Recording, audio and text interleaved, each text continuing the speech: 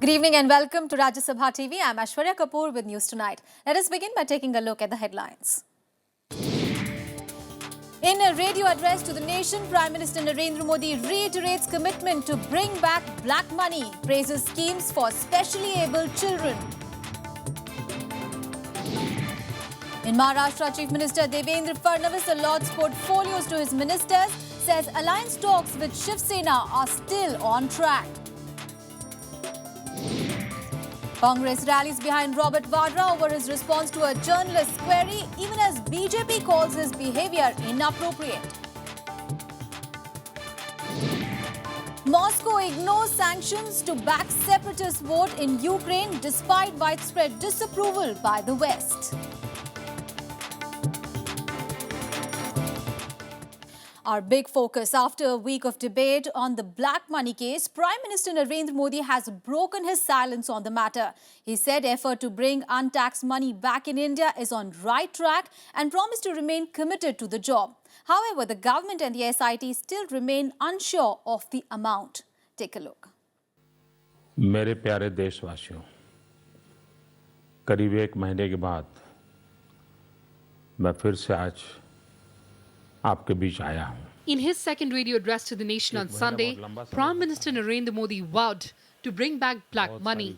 He said his government's efforts to do so is on right track despite criticisms and questions from different quarters in the past 7 days.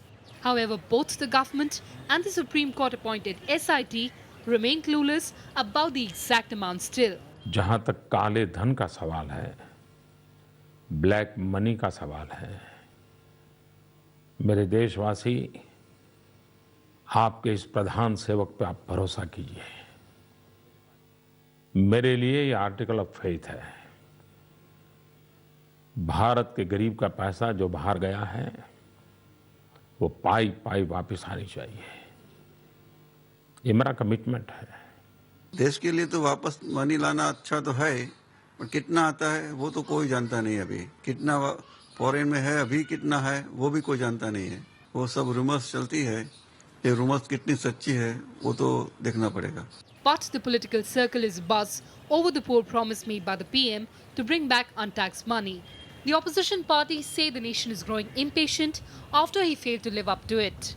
काला धन के संदर्भ में प्रधानमंत्री जी का आज का जो बयान है वो चुनाव प्रचार के दरमियान जो उनका बयान था उससे बिल्कुल अलग है.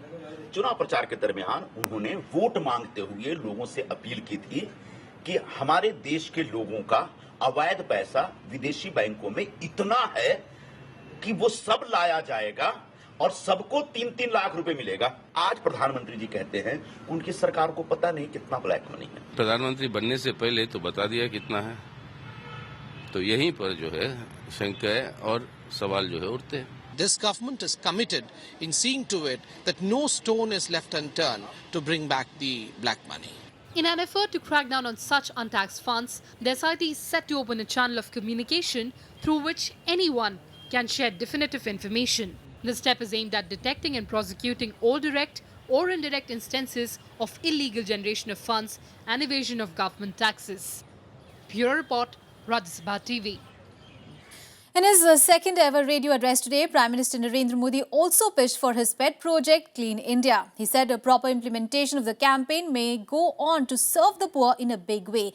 Modi launched the Clean India mission on 2nd of October. In his address, the Prime Minister claimed that the initiative is already having some effect. He said he was surprised by the number of people who have joined the campaign so far. अगर हम स्वच्छता करते हैं ना तो गरीबों का सबसे बड़ा मदद करने का काम करते हैं. अगर मेरा कोई गरीब परिवार बीमार नहीं होगा तो उसके जीवन में कभी आर्थिक संकट भी नहीं आएगा. वो स्वस्थ रहेगा तो मेहनत करेगा, कमाएगा, परिवार चलाएगा. और इसलिए मेरी स्वच्छता का सीधा संबंध मेरे गरीब भाई बहनों के आरोग्य के साथ है. हम गरीबों की और अच्छी सेवा कर पाए या न कर पाए, हम गंदगी न करें ना तो भी गरीब का भला होता है. And in the other big story, the first BJP government in Maharashtra faces floor test on 12th of November. Now, despite claims of support from independents and smaller parties, BJP will have to depend on NCP to pass this test on its own strength. BJP will need Shiv Sena back on board to sail through it. But the two former allies have not struck a deal yet. After the grand celebrations of forming the first government in Maharashtra, BJP is back to drawing board. The governor has asked it to prove majority during a 3-day assembly session starting on November 10th. The party's strength is down to 121 after death of an MLA, but claims it has support of 13 more from smaller parties or independents.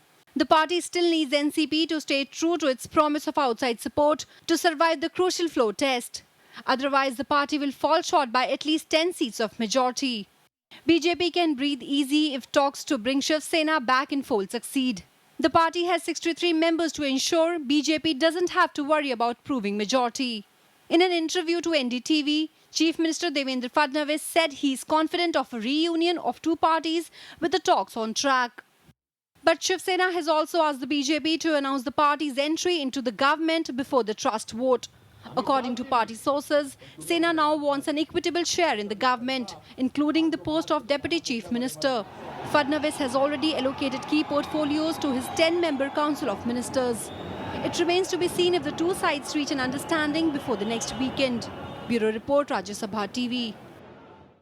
And news from Tamil Nadu now, where senior Congress leader E.K.S. Ilangovan today formally took over as the new president of the State Congress Committee on a day when party stalwart G.K. Vasan indicated that he could force a split in the state party.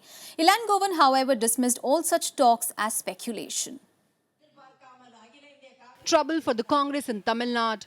The revolt is now shaping into a split, with G.K. Vasan reportedly displeased with events leading to E.V.K.S. Ilangovan being made the new TNCC president. While Vasan says he'll announce his future action on Monday, the Congress is keeping its fingers crossed, hoping that the former union shipping minister will not leave. No, I am not sure whether Mr. Vasan will do that. We all hope that he will remain in the party where he has worked for so many years. All of us hope that he will continue in the party. Vasan claims his supporters are unanimous about bringing back the era of Kamraj and his father, late G.K. Mopannar. In case he breaks away from the Congress, Vasan is expected to revive fortunes of the Tamil Manila Party M. The outfit his father floated in 1996, which he merged with the Congress in 2002. देखिए 3 तारीख को जब वो कोई कदम उठाएंगे तो फिर आपसे बात करेंगे. The crisis in the TNCC was triggered by resignation of Vasan's supporters Ganana Desigan as the state party chief and Kovai Thangam treasurer over a controversy about using image of Kamraj and Mopannar on party membership cards. The party leadership denied it disallowed this. Media reports also state that Vasan's faction is being asked to join the BJP by Union Minister P. Radhakrishnan, a statement that Vasan denied on Sunday. Bureau Report, Rajya Sabha TV. And in other news, the Congress today came out defending party president Sonia Gandhi's son-in-law Robert Vadra a day after his misbehavior with a journalist. Now, Vadra lost his temper when he was asked about his land deals with the Haryana government. While opposition parties condemned his behavior and sought action, Congress accused the media of unnecessarily hounding him on the issue. The party even alleged that the entire incident is being propagated as a political agenda. As the Broadcast Editors Association called for an unconditional apology, the INB ministry promised to probe the matter if a complaint is filed. Right of personal space and liberty to all individuals, more so when individual in question is like that of Shri Robert Vadra, who is neither in public life nor holds any political or public office. Unpleasantness of repeatedly asking questions at private functions must be avoided at all times. Media के साथ जो भी बदतमीजी करता है उन लोगों के लिए किसी जनतंत्र में जगह होनी नहीं चाहिए और ये जिम्मेदारी दोनों तरफ से मीडिया भी बदतमीजी ना करे और मीडिया के लोगों के साथ राजनेता भी बदतमीजी ना करे. ऐसा है हमारे पास कोई शिकायत आती है तो उस पर निश्चित हम विचार करेंगे, लेकिन मीडिया को अपने काम करने देना चाहिए. जिस तरह की सूचनाएं मिल रही हैं उससे साफ दिखाई दे रहा है कि रॉबर्ट वाड्रा को प्रजातांत्रिक व्यवहार जो होता है, जो डिसेंसी का होता है, एक नॉर्मल प्रैक्टिस, उस पर विश्वास नहीं रहा है। उनको शायद ये मालूम नहीं है कि मीडिया का रोल क्या होता है।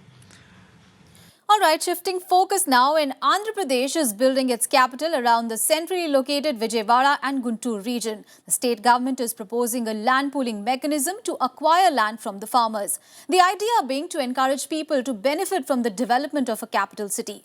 The task ahead is huge. Our Sunday special report tells you all about it.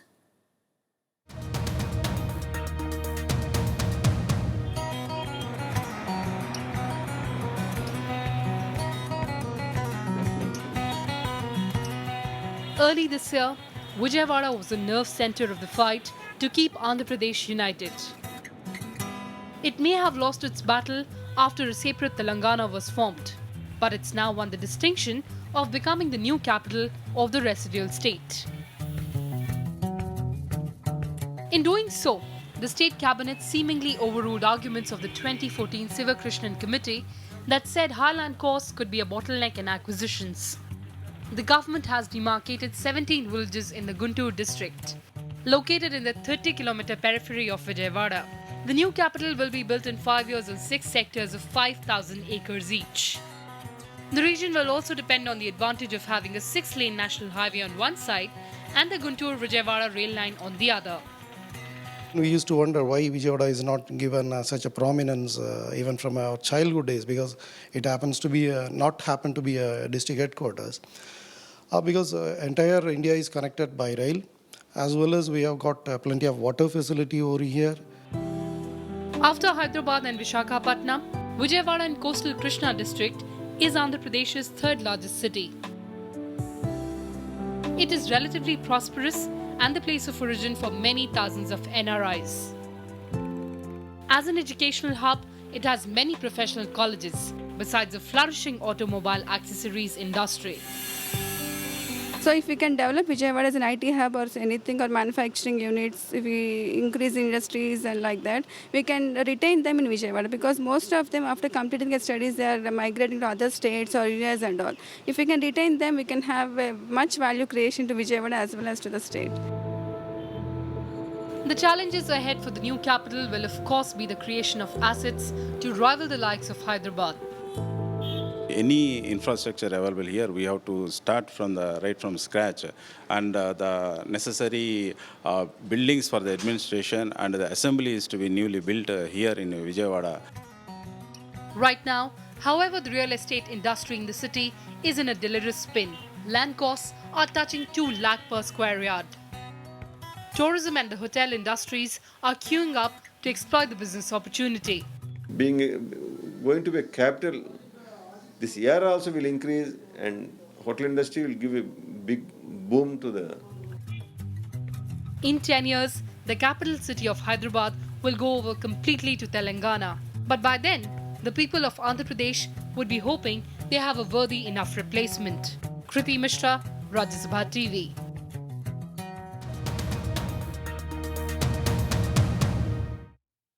All right, and now let's take a look at some other national stories in Nationwide. The 3-day session of the BJP-led Haryana Assembly will commence tomorrow, with all the newly elected 90 MLAs taking oath on the first day. Chief Minister Manohar Lal Khattar will enter the Assembly for the first time as an elected member.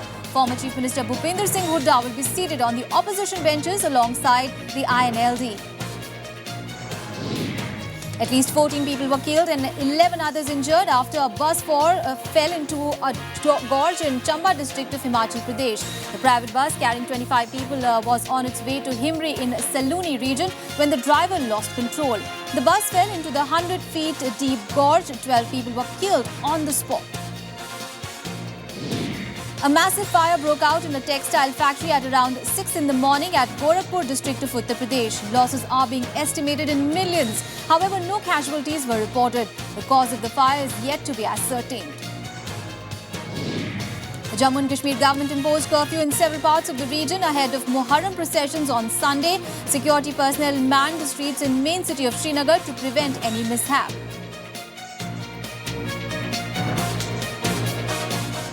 All right, we'll take a very short break here. Coming up ahead, a United Nations report on climate change warns use of fossil fuels to end soon. That and much more after a short break.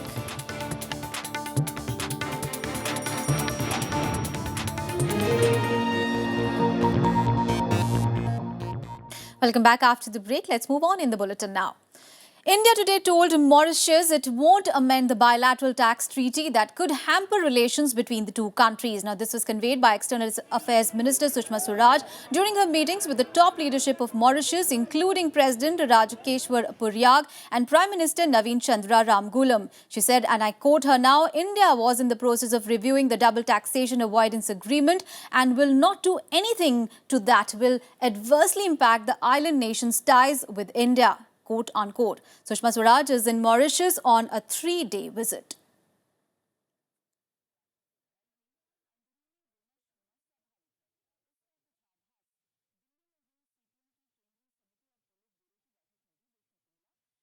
Well, on to some international news now. And pro-Russia separatists on Sunday held leadership elections in two Ukraine enclaves of Donetsk and Luhansk People's Republics. However, Kiev and the Western powers have refused to recognize the votes. The voting is being held even as the two regions continue to witness fighting.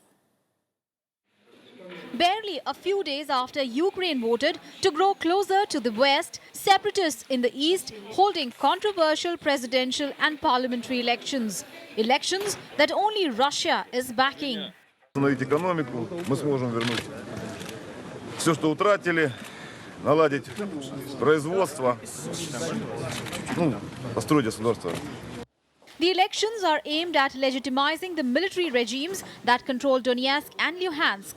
But Ukrainian President Petro Poroshenko says they go against a 5th of September truce deal signed by the separatists. EU and NATO also denounced the polls. And despite a 4-way phone call on Friday from leaders in Ukraine, Germany and France, Russian President Vladimir Putin is not withdrawing Moscow's endorsement. Separatists, however, admit that they will have to talk to Kiev at some stage. Конечно, они будут. Понятное дело, что нам придется с ним разговаривать, с Киевом. Но в ближайшее время мы это не планировали. Сегодня пройдут выборы и посмотрим реакцию Киева. In fresh fighting on the eve of the vote, 7 Ukrainian fighters were killed. There was intense shelling at the ruins of Donetsk airport, a key battleground between the rebels and government forces. The elections threaten to deepen the international crisis over the conflict. Moscow's backing for the vote has sparked a new round of criticism from the West, which says punishing sanctions against the Russian economy will not be lifted. Bureau Report, Rajya Sabha TV.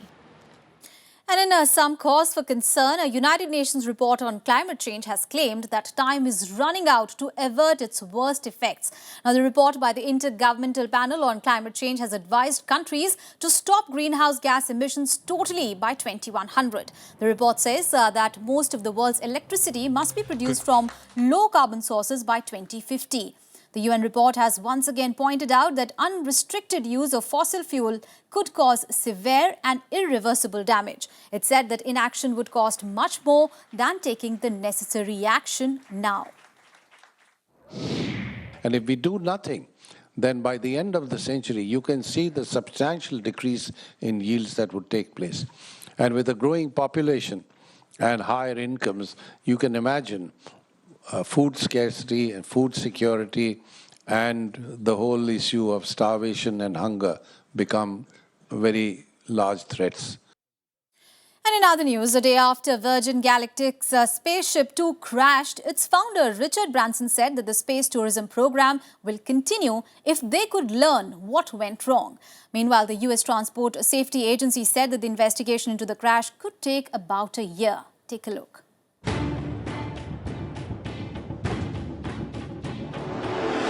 Friday's disaster above California's Mojave Desert may be threatening to kill the dream of taking tourists to space. But the man behind the extravagant venture isn't throwing in the towel just yet. It's a horrible day for Virgin Galactic, for commercial space travel. It's a massive setback. It's horrendous for the families of the test pilot. But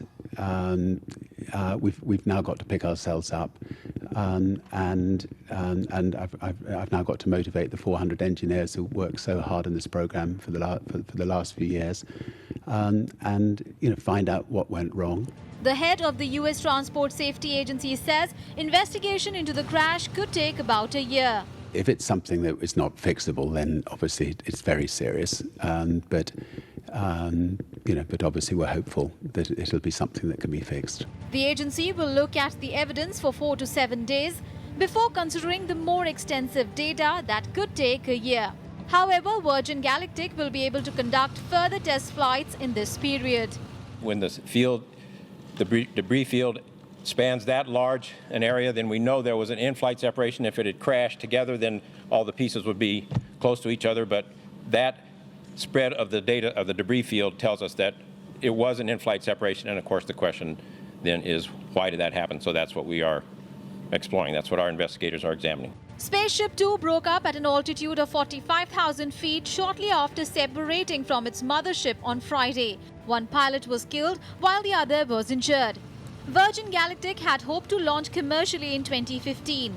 It has already taken over 700 flight bookings that include teen pop star Justin Bieber, actors Ashton Kutcher and Angelina Jolie.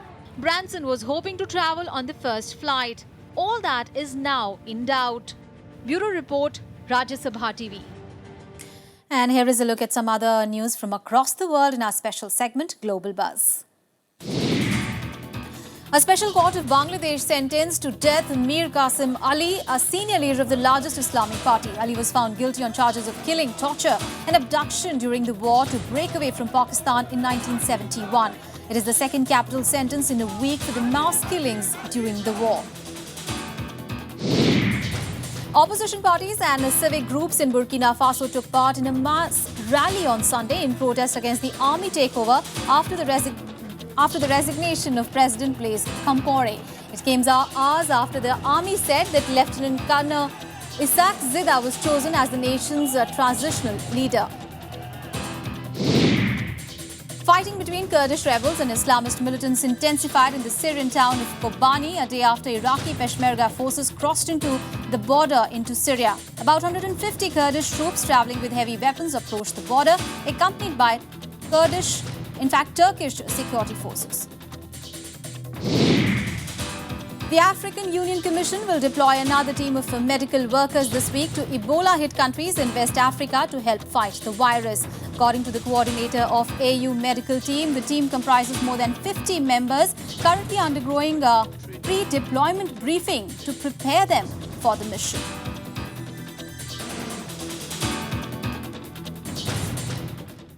All right, we'll take another short break here. Up next, India beats Sri Lanka in the first ODI by a huge margin. Stay with us.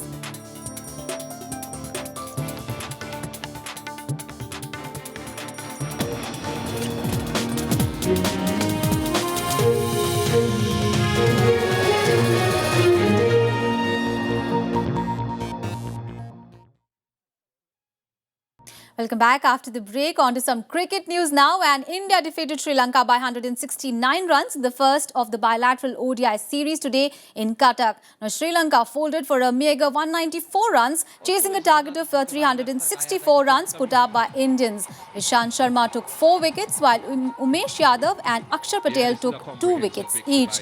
Earlier put into bat first, Indian openers Shikhar Dhawan and Ajinkya Rahane scored centuries to set up a challenging total for the Sri Lankans. Suresh Raina also scored a quick-fire 50 to add to the Lankan misery. Followed by the World Cup. Who's got Shikhar Dhawan? Now it's Dhawan himself who's just given a kind of... And let's take a look at some more sporting action in Sports Beat.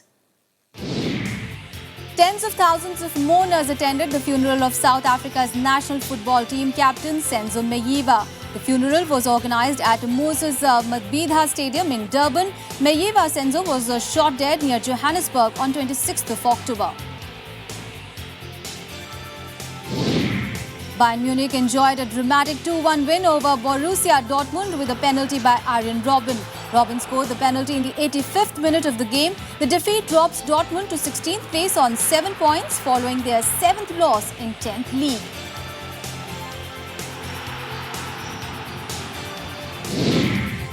thousands of Western Sydney Wanderers fans celebrated after their team's victory in the AFC Champions League 3 years after its formation.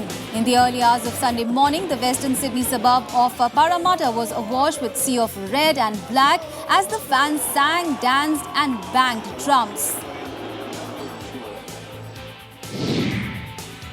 Tennis world number 1 Novak Djokovic beat Japan's 6th seed Kei Nishikori 6-2, 6-3 to retain his Paris Masters title. Djokovic will now meet Milos Raonic in the finals. That's all in this edition of News Tonight. Thanks so much for watching. Good night.